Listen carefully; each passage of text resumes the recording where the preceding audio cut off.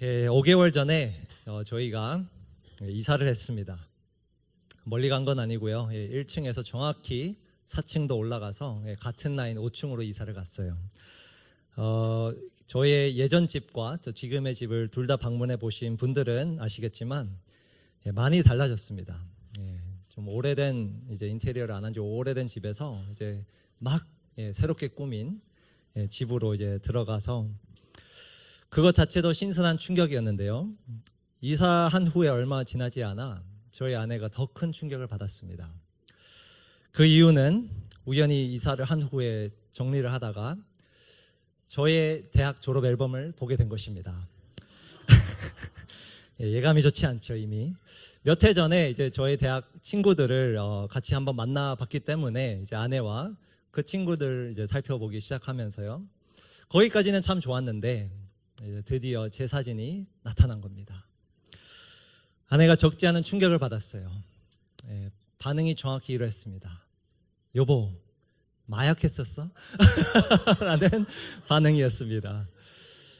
제가 제 기억이 맞다면 일단은 머리가 엄청 길었고요. 묶을 수 있을 만큼 머리가 길었고, 상상이 안 되시죠?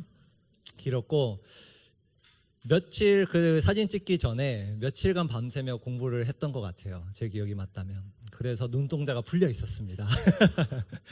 그 사진을 보고 아내가 충격을 받았습니다. 절대 마약한 건 아니고 여러분, 열심히 학업에 매진했습니다. 저는 그 이후로 절대 그 앨범은 이제 저 구석에 지금 숨겨져 있습니다. 우리 아이들이 절대 보면 안 될 것 같아서 숨겨져 있는데 언젠가는 한번 태워야 될 것 같아요. 이제 아예 없애야 될 것 같습니다. 여러분, 누구나 다 이와 같이 좀 숨기고 싶은 과거가 있을 겁니다. 그게 저처럼 사진이 될 수도 있고요.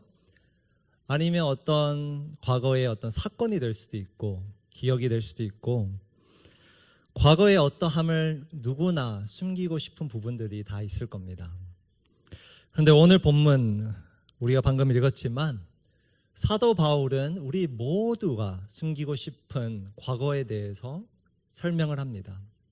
우리는 정말 숨기고 싶은데 생각하고 싶지도 않은데 그 과거를 들춰내는 겁니다.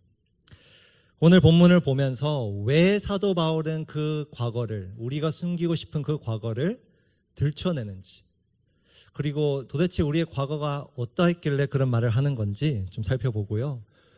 왜 그 과거를 우리에게 이야기를 해주는가 우리가 한번 살펴보기를 원합니다.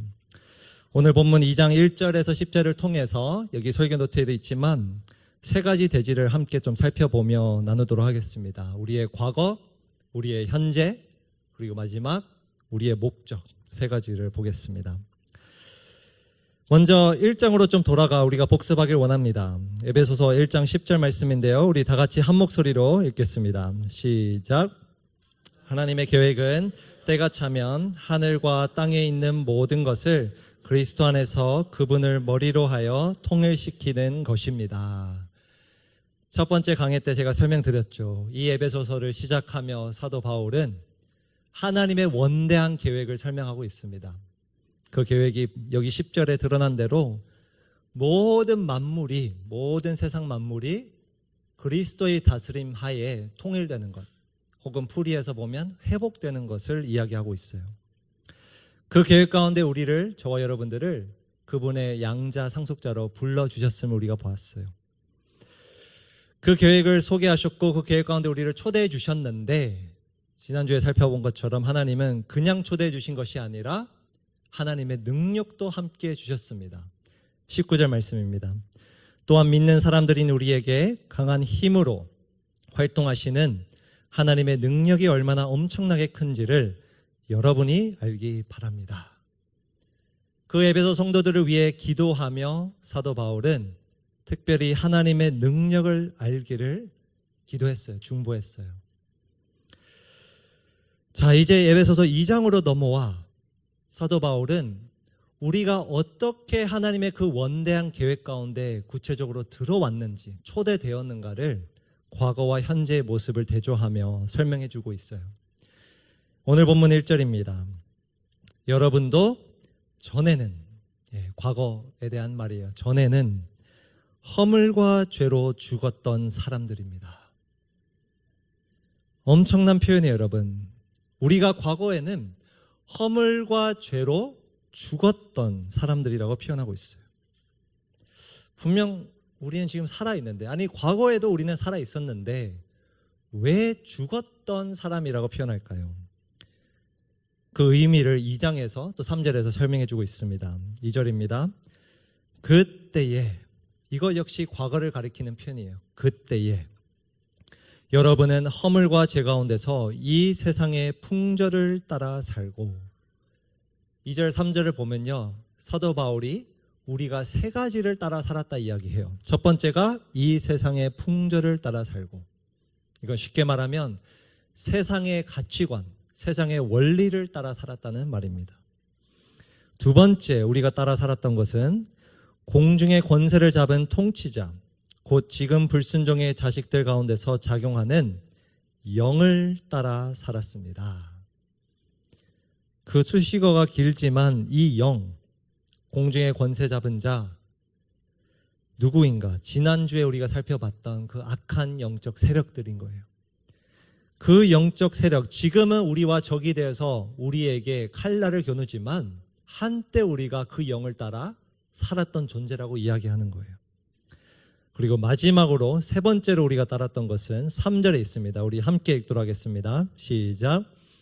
우리도 모두 전에는 그들 가운데서 육신의 종력대로 살고 육신과 마음이 원하는 대로 행했으며. 네, 거기까지 읽겠습니다. 세 번째로 우리가 따라 살았던 것은 바로 우리의 육신의 종력대로, 혹은 우리 육신과 마음이 원하는 대로, 이렇게 표현하고 있어요. 쉽게 말하면 우리의 죄된 본성을 따라 살았다는 말이에요. 다시 정리하자면 과거에 우리는 어떠한 존재였는가, 왜 죽었다고 표현할 만큼 우리의 과거는 이러했는가. 세상의 가치를 따라 살았고요, 공중의 권세 잡은 자, 이 땅을 지금 다스리고 있는 악한 영을 따라 살았고, 그리고 우리의 죄된 본성을 따라 살았음을 이야기하고 있는 거예요. 그런데 그의 표현은 여기에 그치지 않습니다. 3절 하반절을 보시면 사도 바울은 아주 센 표현도 써요. 계속해서 읽어나가면 이렇습니다. 나머지 사람들과 마찬가지로, 이 세상 사람들과 마찬가지로 우리가 과거에는 어땠는가?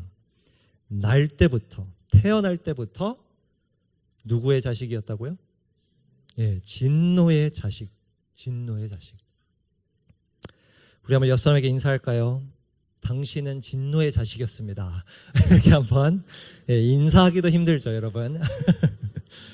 예, 눈빛과 이 어감을 보면 진심인지 알 수 있습니다. 여러분, 이게 무슨 뜻일까요? 과거에 우리가 한때는 하나님의 진노를 마땅히 받아야 할 존재였다는 거예요. 그것도 태어날 때부터. 태어날 때부터. 1번 대지입니다. 과거에 우리는 어떠한 존재였는가? 우리는 과거에 허물과 죄로 죽을 수밖에 없었던 사람들이었어요. 허물과 죄로 죽을 수밖에 없던 사람입니다. 그게 우리의 과거예요.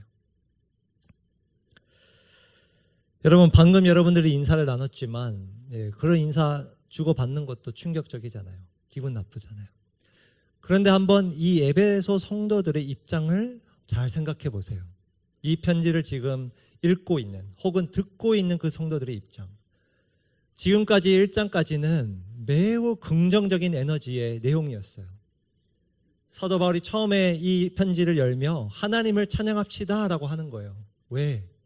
하나님이 우리를 그의 원대한 계획 가운데 초대했기 때문에, 저와 여러분을 하나님의 양자 상속자로 세우셨기 때문에 찬양하자, 그렇게 시작했어요.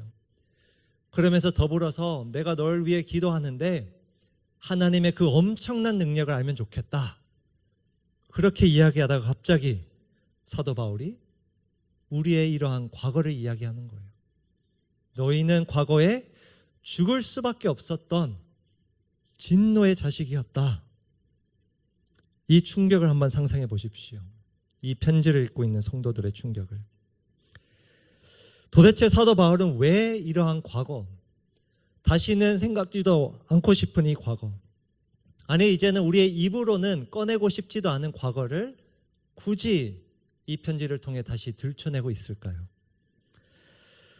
감사하게도 이 과거의 내용은 오래가지 않습니다. 4절을 보시면 4절의 첫 단어가 뭐죠? 그러나로 시작합니다. 그러나. 우리가 주목해야 될 접속사예요. 사도 바울은 3절까지는 과거에 대해 이야기하지만 4절부터는 현재의 모습을, 그러나 대조적인 모습을 이야기합니다. 4절, 그러나 하나님은 자비가 넘치는 분이셔서 우리를 사랑하신 그 크신 사랑으로 말미암아 범죄로, 5절에 보시면 그 범죄라는 단어는 사실 아까 우리가 본 허물이라는 똑같은 단어예요. 허물로 죽은 우리를 그리스도와 함께 살려주셨습니다. 아까 1에서 3절에서 우리가 세 가지를 따라 살았는데요. 4절에서 6절에 보면요, 하나님이 행하신 또 세 가지의 표현, 동사가 있습니다. 첫 번째가 방금 본 그리스도와 함께 살려주셨다는 이 표현이에요. 첫 번째, 그리스도와 함께 살려주셨고, 6절로 넘어가 보시면 하나님께서 그리스도 예수 안에서 우리를 그분과 함께 어떻게 하시고요? 살리시고.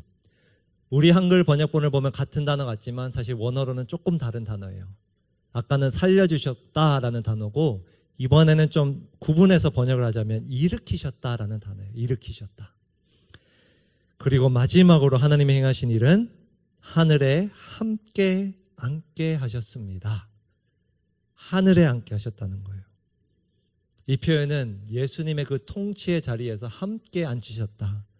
우리도 예수님과 함께 다스리는 자로 세워주셨다, 이 말입니다. 근데 중요한 거는 이 모든 동사, 살려주셨다, 일으키셨다, 앉히셨다, 세 가지의 동사는 원어로 보면요, 이 함께라는 단어가 한 단어로 사실 합성된 단어예요. 함께 살려주셨고, 함께 일으켜 세우셨고, 함께 앉히셨다, 한 단어예요. 그리스도와 함께, 공통적으로 그리스도와 함께. 표를 한번 준비됐으면 보여주시겠어요? 표를 보시면 정확한 대조를 이루고 있어요. 아까 우리가 봤던 과거에 대한 세 가지와 현재에 대한 세 가지. 하나님은 허물과 죄로 죽었던 우리를 그리스도와 함께 살려주셨고요. 또한 하나님은 허물과 죄 가운데 살고 있는 그 우리를 이제는 그리스도와 함께 일으키셨어요. 회복시켜 주셨어요.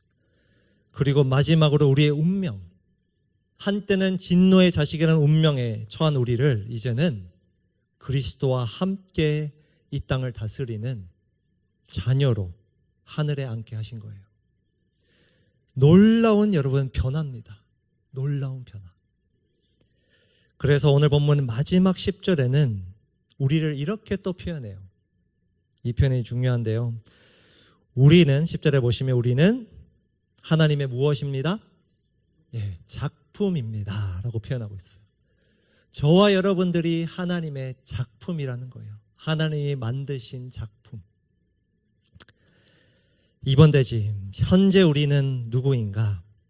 한때는 허물과 죄로 죽었던 우리지만 이제는 그리스도를 통하여 하나님의 작품이 된 자들이에요.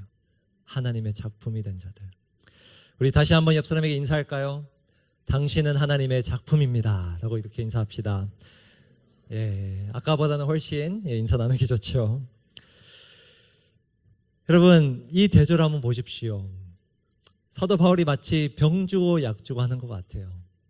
우리가 과거에 어땠는가를 처절하게 아주 어둡게 그리고 있으면서도 이제는 정반대로 우리가 하나님의 작품이라고 그는 이야기를 하는 거예요.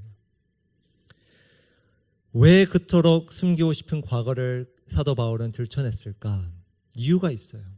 그 이유는 우리가 어떤 변화를 통해, 어떤 과정을 통해 이 하나님의 원대한 계획 가운데 들어오게 됐는가를 보여주기 위함이에요. 저희 졸업 앨범을 보고 저희 아내가 어떤 마음이 들었는지 사실 묻지도 않았습니다. 아내가 너무 충격을 받아서. 바람은 있어요. 우리 아내 마음 가운데 내가 속았다, 속아서 결혼했다, 이 마음보다는 감사한 마음이 있었으면 좋겠어요. 한때는 이러한 사람이었는데 이제는 이러한 사람과 내가 살고 있으니 얼마나 감사한 거예요. 맞죠? 여러분, 우리의 과거와 우리의 현재를 보면요, 얼마나 우리가 감사해야 할까요? 우리가 처음부터 그러할 만한 자격이 있어서 하나님의 원대한 계획 가운데 들어온 것이 아닙니다. 사도 바울이 그것을 이야기하기 위해 과거를 이야기한 거예요.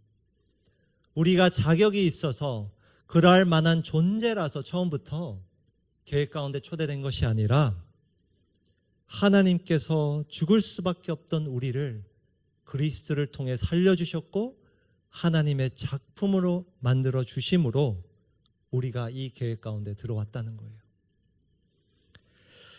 여러분, 하나님의 계획 가운데 우리 모두는 분명히 태초에 있었다고 저는 분명히 믿습니다. 계획 가운데 있었어요.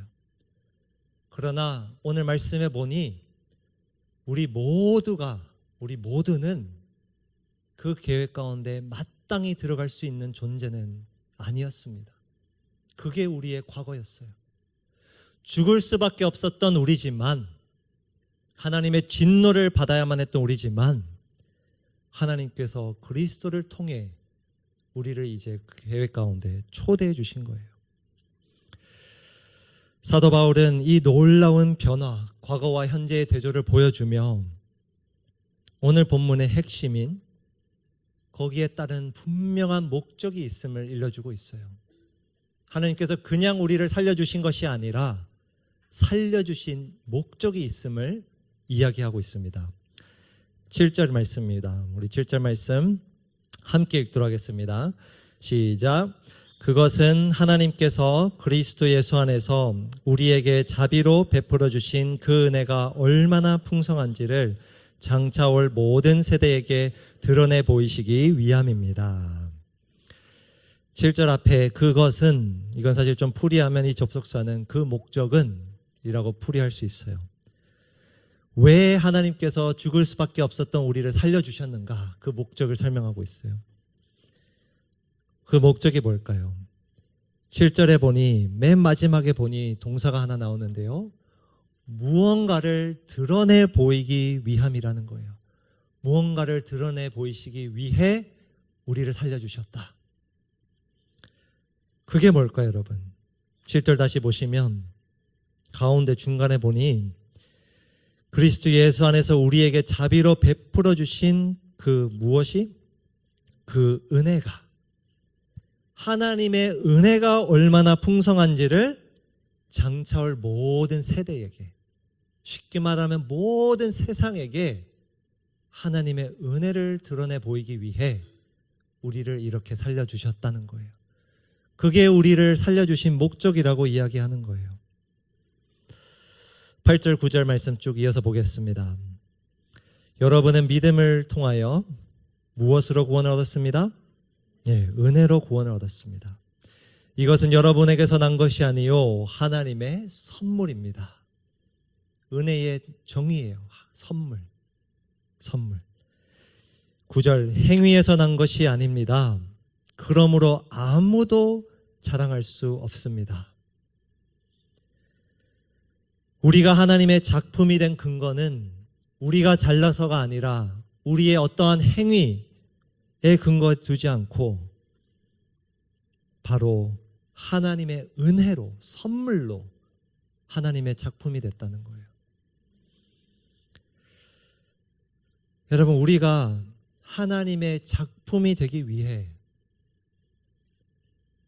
굳이 우리가 일조한 것을 찾자면요, 우리의 행위를 찾자면 허물과 죄 가운데 살았던 것밖에 없습니다. 굳이 우리가 하나님의 작품이 되기 위해 일조한 행위가 있다면 허물과 죄로 살았던 삶밖에 없어요. 오직 하나님의 은혜로 우리가 구원받은 줄 믿습니다. 오직 그 은혜로 죽을 수밖에 없던 우리가 그리스도와 함께 살아난 거예요. 하나님의 작품으로 변화된 겁니다. 그런데 그 목적이 무엇인가? 여러분, 이게 중요해요. 목적이 무엇인가? 바로 우리가 받은 그 은혜, 그 풍성한 은혜를 이제 세상에 드러내 보이는 거예요. 그게 목적이에요. 그러면서 오늘 본문 마지막 구절에서 사도 바울은 우리가 어떻게 하면 하나님의 은혜를 세상에 보일 수 있는가를 설명합니다. 10절, 우리는 하나님의 작품입니다. 선한 일을 하게 하시려고 하나님께서 그리스도 예수 안에서 우리를 만드셨습니다. 하나님께서 이렇게 미리 준비하신 것은 우리가 선한 일을 하며 살아가게 하시려는 것입니다. 반복되는 표현이 뭐죠, 여러분? 선한 일, 선한 일. 어떻게 하면 우리가 이 세상 가운데 하나님의 은혜를 드러내 보일 수 있는가? 선한 일을 통해, 선한 일을 통해 하나님의 은혜를 드러내 보일 수 있는 거예요. 바로 이를 위해서 하나님은 우리를 그의 작품으로 만드신 거예요. 작품. 여러분, 하나님의 작품이라는 이 표현 속에는 단순히 저와 여러분들이 얼마나 대단한 존재인가를 일러주는 뜻이 아닙니다. 물론 그것도 내포되어 있죠. 죽을 수밖에 없던 우리가 이제 하나님의 작품이 되었다. 놀라운 일이에요. 그리고 정말 놀라운 존재가 된 거죠. 근데 여러분, 이 표현 속에 하나님이 만드신 바, 작품이라는 표현 속에는 더 중요한 의미가 담겨져 있어요. 무엇인가? 여러분, 뛰어난 물건을 보면, 뛰어난 건축물을 보면 우리가 처음에는 그 건축물이나 물건을 보고 와 하지만 자동적으로 누구를 생각하게 돼 있어요? 그거를 디자인한 사람, 그거를 설계한 사람을 떠올립니다. 그렇듯이 하나님의 작품인 우리를 통해 이 세상은 하나님을 보게 되는 것입니다. 그게 하나님의 작품이라는 이 용어의 의미예요. 단순히 내가 잘났다, 내가 대단한 존재다가 아니라 나를 통해 세상이 하나님의 은혜를 볼 수 있는 존재라는 것입니다. 오늘 본문 마지막 대지인데요. 목적. 왜 하나님은 우리를 이렇게 살리셨는가? 그 목적은 선한 일을 통해 하나님의 은혜를 세상에 드러내 보이기 위해 우리가 하나님의 작품이 되었습니다. 이 목적을 가지고 하나님은 저와 여러분들을 하나님의 작품으로 만드신 거예요. 오늘 본문을 들으며 말씀을 들으면 이런 질문이 자동적으로 떠오를 거예요. 목사님, 그렇다면 선한 일이 무엇일까요? 사실 거기에 대한 해답은 사도 바울이 나중에 에베소서 후반부 4장부터 쭉 설명하는 바입니다. 그래서 오늘 말씀에서는 제가 구체적으로 거기에 핵심을 두고 싶지 않아요. 오늘 본문의 핵심은 선한 일이 무엇인가 라기보다는 이 목적입니다. 저와 여러분들의 선한 일을 통해 하나님의 은혜를 세상에 드러내 보이는 그 목적이 핵심이에요. 우리가 아까 1절에서 6절에서 본 것처럼 우린 정말 놀라운 은혜로 구원을 받은 존재예요. 하나님이 태초에 우리를 멋지게 창조해 주셨지만 우리는 허물과 죄 가운데 살았어요. 그렇게 살았던 우리를 하나님은 다시금 하나님의 작품으로 새롭게 창조해 주셨어요. 그리스도를 통해서. 그런데 중요한 것은 내가 만약, 저와 여러분들이 만약 하나님이 나를 그 은혜로 구원해 주신 목적을 모른 채 살아간다면 하나님의 그 놀라운 은혜는 내 안에서만 머물게 돼 있다는 사실입니다. 여기서 그 은혜는 그치는 거예요. 이 목적을 모르고 살아간다면. 하나님께서 우리를 은혜로 구원해 주신 목적은 나 홀로 그리스도 안에서 회복되라고 구원해 주신 것이 아닙니다. 나를 통해, 나의 선한 일을 통해 내 옆에 누군가도 그 은혜를 알게 됨으로써, 그 은혜를 맛보게 됨으로써 그 역시도 그리스도 안에서 회복되도록 하나님은 저와 여러분들을 은혜로 구원해 주신 거예요. 이런 차원에서 하나님은 저와 여러분들을 하나님의 작품으로 만드셨고요. 그리고 저와 여러분들을 통해 모든 만물을 그리스도 안에서 회복하기를 원하시는 거예요. 하나님의 은혜를 세상에 우리가 보일 때 그 하나님의 은혜가 이 모든 만물을 회복해 하는 것입니다. 여러분, 이것이 우리의 부르심이고요. 이것이 우리를 하나님의 원대한 계획 가운데 초대하신 이유고, 이것이 우리가 지난주에 본 것처럼 하나님의 그 놀라운 능력을 주신 이유입니다. 허물과 죄로 죽었던 나를 살리신 그 은혜를 세상에 드러내 보이기 위해 우리는 하나님의 작품으로 만들어진 존재입니다. 지난주에 청년부 예배가 끝나고 사실 교구 차원의 사역인데요. 우리 요즘 새생명 축제 계속 준비하고 있잖아요. 근데 새생명 축제의 사역 가운데 가장 중요한 사역 중 하나는 사실 영상을 잘 만드는 거예요. 대예배 때 우리가 이제 몇 주에 걸쳐서 영상을 내보내는데, 이제 동기부여죠. 우리 성도들로 하여금 이 새생명 축제에 참여할 수 있도록 동기부여하는 영상을 잘 만드는 겁니다. 이제 다음 주에 우리가 이제 섬김 주간, 그러니까 VIP를 섬기는 단계로 넘어가는데요. 그 영상 준비를 위해 이제 제가 맡은 교구에 전도자와 또 VIP 두 분을 모셔서 인터뷰를 진행했어요. 저는 사실 현장에는 못 있었고 나중에 그냥 그 원본만 받아서 한번 봤는데요. 그때 제가 좀 들었던 간증을 좀 오늘 나누며 이 말씀을 마치고 싶습니다. 작년에 처음으로 교회를 발을 들인 VIP였어요. 그리고 그 VIP를 전도한 분은 우리 교회 집사님이신데, 그분의 직장 상사예요. 쉽게 말하면 직장 상사가 부하 직원을 전도를 한 거죠. 그래서 저희는 사실 인터뷰 내용은 목적은 그랬어요. 도대체 그 분이 어떤 섬김을 했길래 그 섬김에 감동을 받고 교회에 나왔냐, 이런 사실 내용을 기대하고 인터뷰를 하려고 했는데, 그분은 솔직하게 이렇게 말씀해 주셨어요. 저를 전도했던 그 사람이 특별하게 뭔가를 섬긴 게 아니라, 새생명 축제에 다가와 뭔가를 한 것이 아니라, 그 직장 상사의 평상시의 모습을 보면서, 평상시에 나를 대한 그 모습을 보면서 그냥 그것 자체만으로도 그가 교회에 나올 수 있었다라고 이렇게 인터뷰를 하는 내용을 봤습니다. 이게 원본이라 어떻게 편집될지는 모르겠지만, 저는 그분의 그 솔직한 말씀을 들으며 이 말씀이 떠올랐어요. 여러분, 때로는 우리가 말하는 이 선한 일은 대단한 희생을 치러야 되는 선한 일일 수도 있지만, 어쩌면 많은 경우에는 그냥 우리 평상시의 삶, 평상시의 선함, 이를 통해서 하나님은 그의 은혜를 우리 주변에게 흘려보내시는 것 같아요. 그리고 누군가는 그 선한 일을 통해서 하나님의 은혜를 보고 이렇게 교회에 나오게 되는 것입니다. 오늘 이 말씀을 맺으며 여러분에게 하나 도전을 드리고 싶어요. 만약에 하나님의 은혜가 얼마나 풍성한지 아직 여러분 자신이 모른다면, 오늘 이 말씀을 붙들고 한 주간 그 은혜를 한번 묵상해 보셨으면 좋겠어요. 여러분들의 그 과거의 모습과 현재의 운명, 현재의 삶, 현재 받은 그 생명을 비교하며 얼마나 그 은혜가 큰지 묵상해 보셨으면 좋겠어요.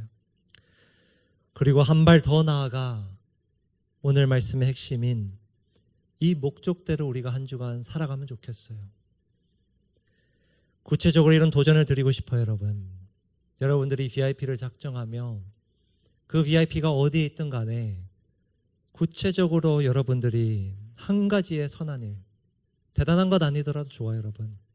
한 가지의 선한 일을 그 VIP에게 행하며 하나님의 은혜를 드러내 보일 수 있는 그런 삶을 사셨으면 좋겠습니다. 오늘 이 말씀대로 우리가 선한 일을 함으로 하나님의 은혜가 세상 널리 퍼져나가는 그런 하나님의 작품이 되길 주의 이름으로 축복합니다.